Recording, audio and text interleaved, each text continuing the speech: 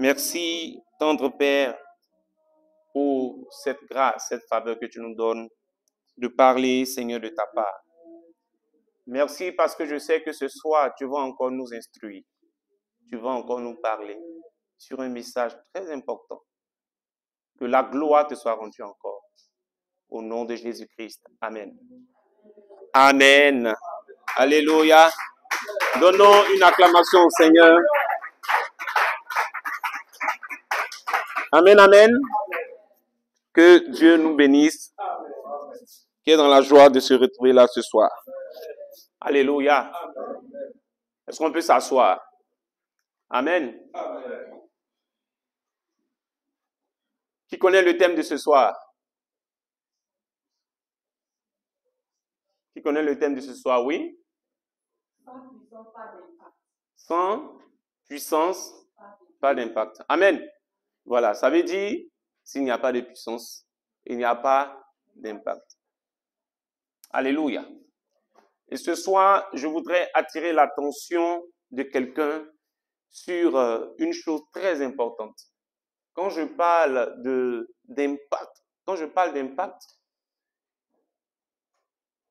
il faut vraiment écouter ce dont je vais parler. Amen.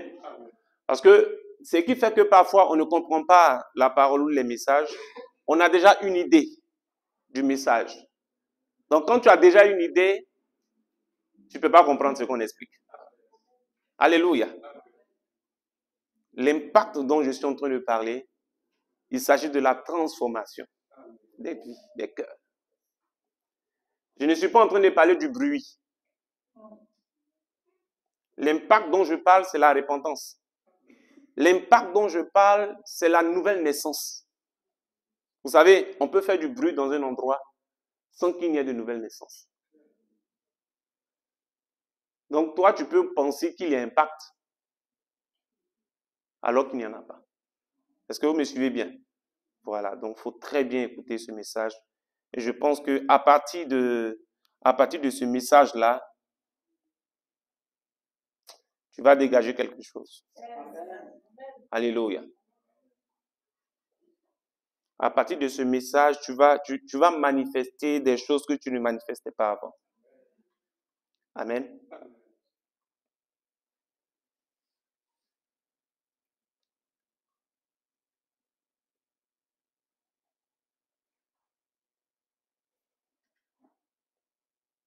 Est-ce qu'on peut déjà prendre nos Bibles?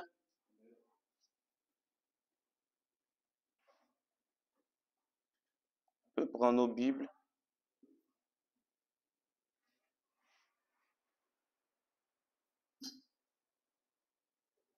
Je veux qu'on donne une acclamation à Jésus.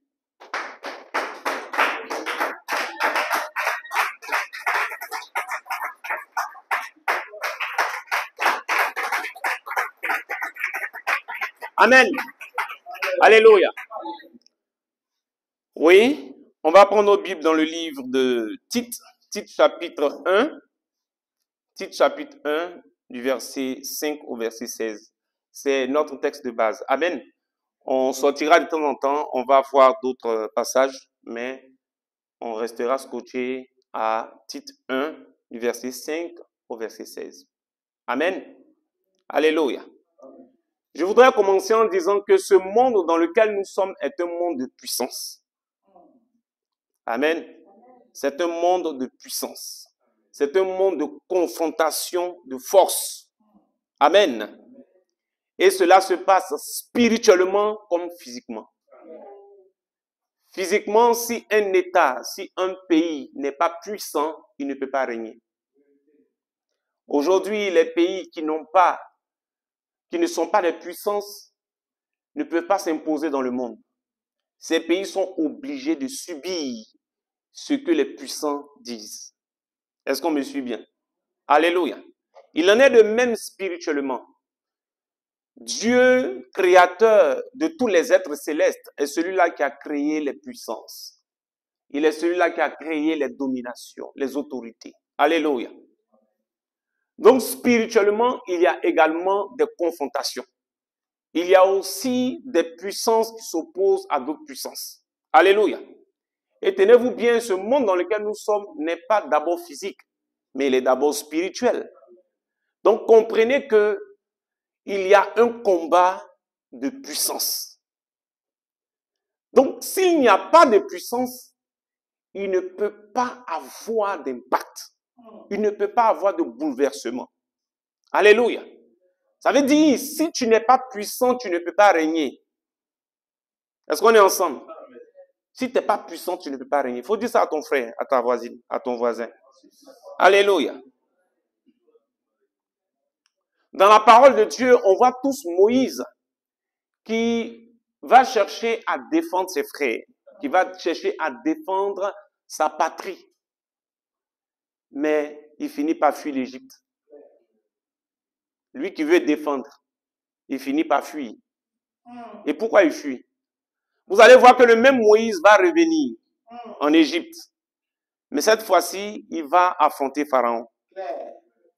Là où il a fui, il est retourné au même endroit.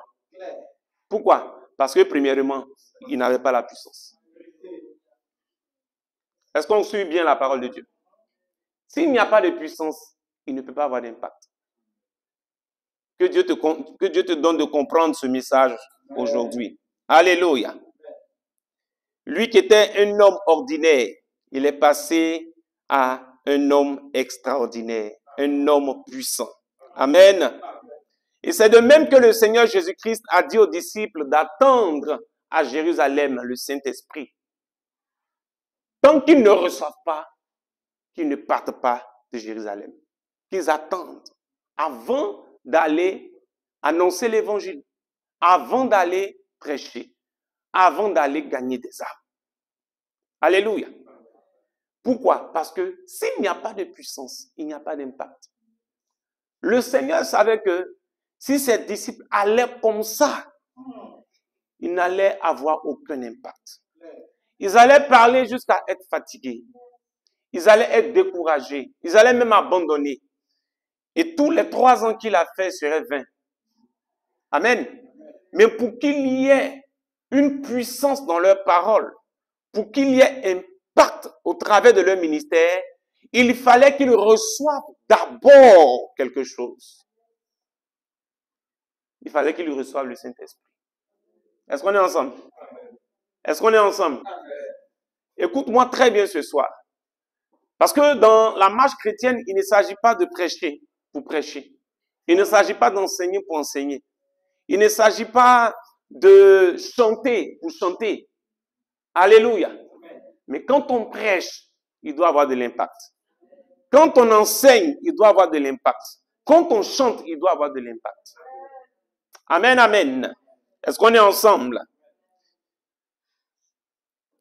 Je le dis parce qu'il y a des évangélisations qui se font sans impact. On évangélise, mais il n'y a aucun impact. Amen. On évangélise, mais il n'y a aucun impact.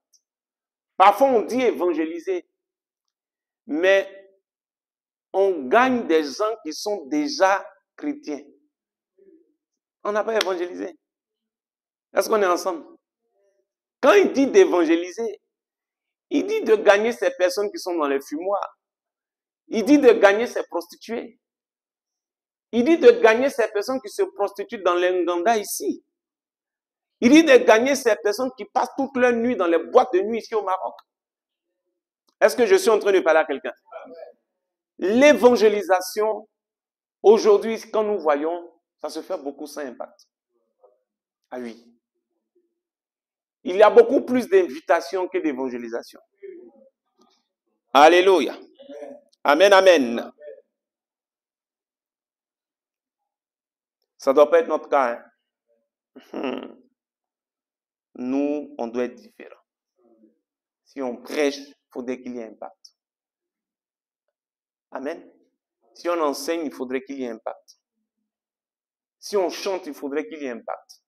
Tout ce qu'on fait, il faudrait qu'il y ait impact. Si tu fais une chose qui n'a pas d'impact, arrête-toi, pose-toi la question toi-même. Ça doit te gêner. Est-ce qu'on est ensemble? Dis amen fort. Amen. Ou mets ton amen à froid. Amen. Alléluia. Dans ce message, on va voir 2 décors, on va voir 2 situations. Amen. Là où il y a puissance, amen, il y a impact, il y a puissance et il y a impact. Et là où il n'y a pas d'impact. Donc, qu'est-ce qui fait qu'il y a impact d'un côté et qu'est-ce qui fait qu'il n'y a pas d'impact de l'autre côté? Voici notre message de ce soir. Alléluia. C'est pourquoi je vous invite maintenant à lire le texte de base que je viens de donner, Tite chapitre 1, du verset 5 au verset 16.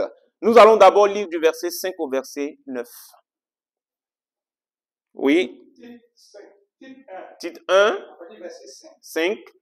Je t'ai laissé en Crète, afin que tu mettes en ordre ce qui reste à régler. Oui. Et que selon mes instructions, tu établis des anciens dans chaque pays. Oui. Si s'y trouvent quelques hommes irréprochables, maris d'une seule femme, oui, ayant des enfants fidèles, qui ne soient ni accusés de débauche ni rebelles, car il faut que l'évêque soit irréprochable, comme économe de Dieu, qui ne soit ni arrogant, ni colère, ni adonné au vin, ni violent, ni porté à un gain déshonnête, oui, mais qui soit hospitalier, ami des gens de bien, oui, modéré, juste, saint, tempérant, attaché à la vraie parole, telle qu'elle a été enseignée. Quelqu'un dit attaché à la vraie parole. Vas-y. Afin d'être capable d'exhorter selon la sainte doctrine. Quelqu'un dit la sainte doctrine. Oui. Et de réfuter les contradicteurs. Alléluia. Acclamons le Seigneur pour la parole de Dieu. Vous voyez ici, l'auteur est en train de dire qu'il laisse des gens, des anciens, dans certains endroits où se trouvent les croyants. Alléluia. Et les anciens qui doivent laisser en ces endroits-là, ces anciens doivent être attachés à la vraie parole. Ils doivent exhorter selon la saine doctrine. Alléluia. Et il cite plus haut quelle conduite ces personnes doivent avoir. Mais vous allez comprendre pourquoi il dit toutes ces choses. Il dit toutes ces choses afin que la puissance les accompagne et qu'il y ait impact. Est-ce qu'on me suit? On voit très bien cela dans la lecture. Alléluia. Il dit attaché à la vraie parole. Pour que la puissance t'accompagne, pour que la puissance soit dans ton verbe, pour que la puissance soit dans ce que tu opères, il faut que tu sois attaché à la vraie parole. Est-ce qu'on est ensemble? Est-ce que quelqu'un comprend la parole du Seigneur? Alléluia. Donc c'est important pour nous de savoir qu'est-ce que la vraie parole. Ou bien, c'est important aussi de savoir qu'est-ce que la sainte doctrine. Est-ce qu'on est ensemble? La vraie parole, c'est quoi? Est-ce que quelqu'un peut me dire quelque chose? On est à l'heure de l'enseignement. Oui. Quand même, vous êtes des docteurs, hein, donc ça c'est... La vraie parole, oui. La vraie parole, oui. La vraie parole, c'est la parole de Dieu. C'est ça, mais c'est vague. D'accord? Oui. C'est la parole de Jésus. D'accord. Tu as ajouté quelque chose qui est un peu intéressant, basé sur Jésus, mais tout ça, c'est pas... Oui. La sainte doctrine, oui, mais j'ai demandé à ce qu'on explique aussi la sainte doctrine. Hein. Donc, voilà. Ok, oui, Roger? Qui parle? De l'amour. De l'amour de Jésus-Christ. Ça, c'est un pan de la chose, oui. Oui.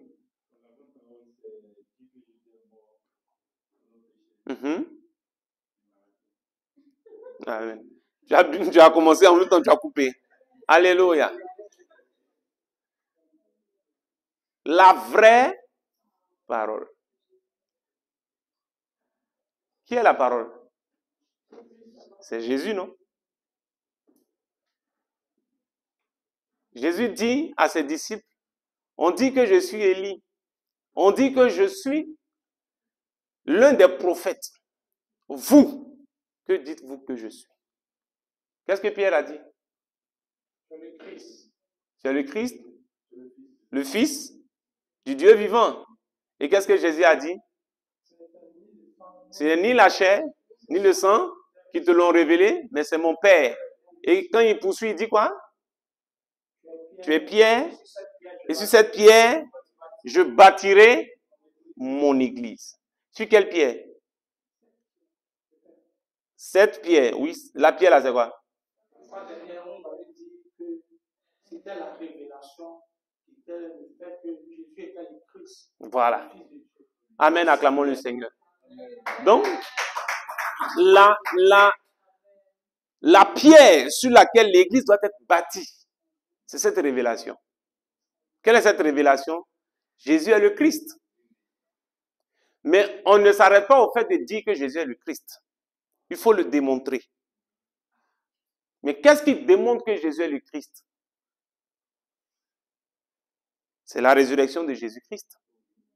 Alléluia. Parce que il meurt et il ressuscite le 3e jour.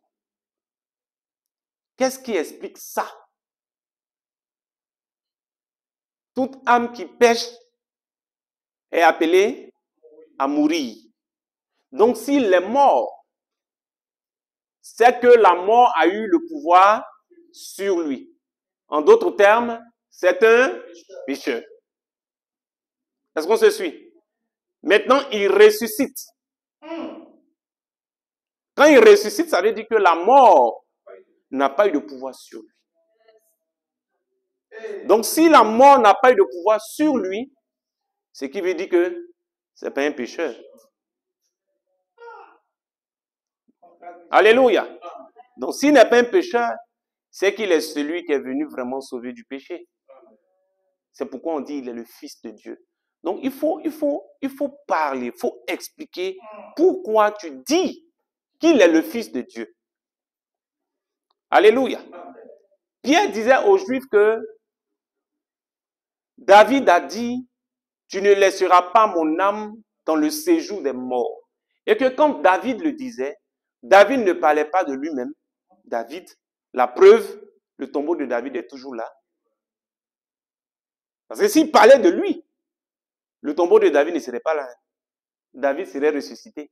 Mais David, son tombeau était toujours là. Donc Pierre leur a fait savoir que, comme David était prophète, David avait prophétisé sur la résurrection de Jésus-Christ. Alléluia. Donc c'est de ce Jésus-là qu'il parlait. Donc Jésus est ressuscité. Amen. Voici pourquoi on dit que Jésus est le Christ. Voici pourquoi la parole de Dieu dit, il n'a point connu le péché, il n'a point commis de péché. Il n'a point connu le péché, pourquoi? Parce qu'il n'est pas né dans le péché comme nous. Et il n'a point commis de péché parce qu'il n'a pas commis d'acte de péché. Alléluia. Donc voici, en quelque sorte, voici la vraie parole. Alléluia. Donc notre foi commence par là. Notre foi est basée sur ça.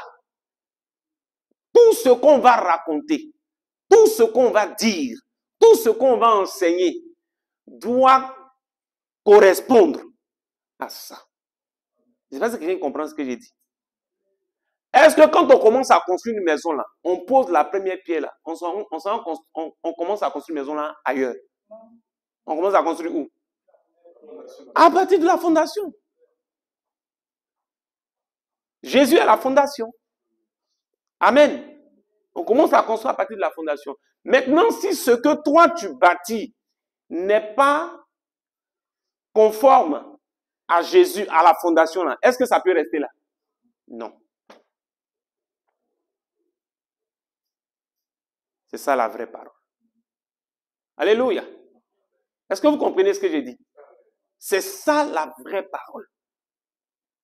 Et là où je me tiens pour prêcher, pour enseigner, il faut que ce que je communique Sois conforme à la vraie parole. Est-ce qu'on me comprend?